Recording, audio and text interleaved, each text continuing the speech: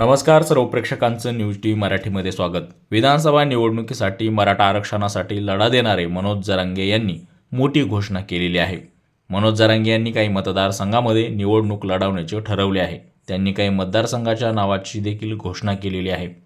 मनोज जरांगे 7 मतदारसंघामध्ये उमेदवार उभे करणार असून 6 मतदारसंघामध्ये उमेदवार पाडण्याची मोहीम राबवणार आहेत, तर 2 मतदारसंघामध्ये पाठिंबा देण्याचे जरांगे यांनी ठरवले आहे।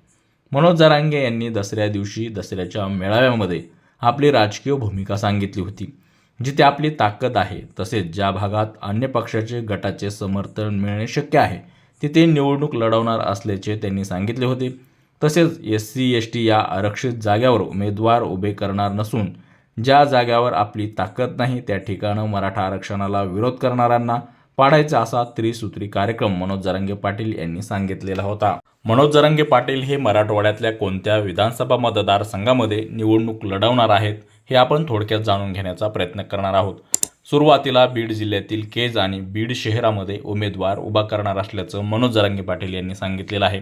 त्यानंतर जालना जिल्ह्यातील परतूर येथे देखील उमेदवार उभे करणार आहेत। छत्रपती संभाजीनगर जिल्ह्यातील फुलंब्री, हिंगोली जिल्ह्यातील हिंगोली शहर, परभणी जिल्ह्यातील पाथरी, नांदेड जिल्ह्यातील हदगाव, त्याचबरोबर आता कोणकोणत्या मतदारसंघामध्ये पाडण्याची मोहीम राबवणार आहेत ते देखील जाणून घेण्याचा प्रयत्न करणार आहोत।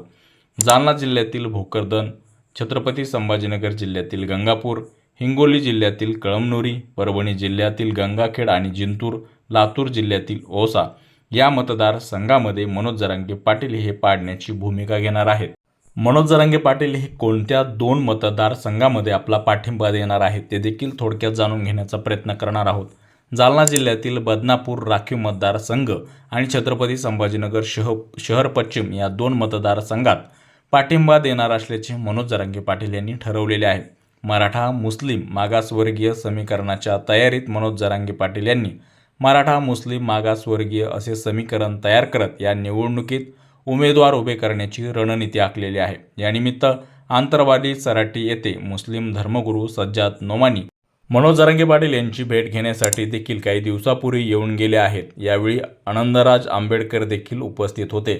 लोकसभेच्या निवडणुकाप्रमाणेच विधानसभा निवडणुकीतही महायुतीसमोर मनोज जरांगे पाटील यांनी मोठं आव्हान उभं केलं असल्याचं बोललं जातंय।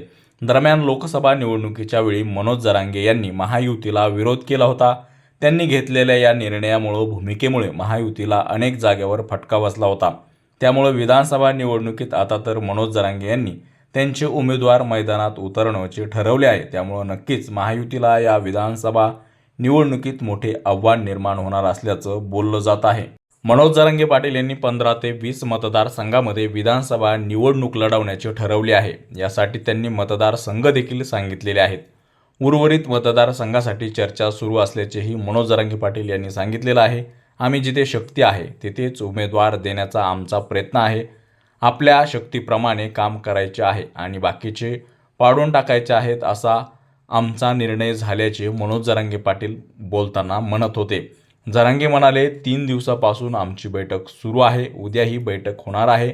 आम्ही समाजाच्या जोरावर उमेदवार देण्याचे ठरवले आहे। आम्ही राज्यात 15 ते 20 जाग्यावर उमेदवार देणार असल्याचं मनोज जरांगे पाटील यांना सांगितलेलं आहे।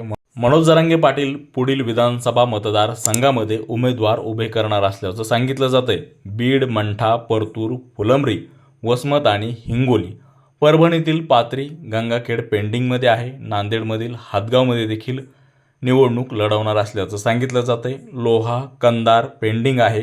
तुळजापूर, भूम, परंडा, दौंड आणि पर्वती, पाथर्डी आणि शेवगाव, कन्नड विधानसभा लढवणार, पण त्यावर चर्चा सुरू असल्याचं जरांगे पाटील यांना सांगितलेलं आहे।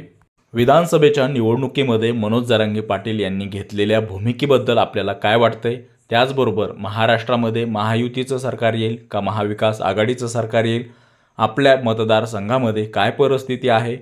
महाराष्ट्रामध्ये कोणाचा मुख्यमंत्री होईल? आपल्याला काय वाटतंय? आमच्या कमेंट बॉक्समध्ये नक्की कळवा। आमचे असेच नवनवीन व्हिडिओ आणि ताजे अपडेट जाणून घेण्यासाठी आमच्या न्यूज टीव्ही मराठी चॅनलला सबस्क्राईब नक्की करा। धन्यवाद।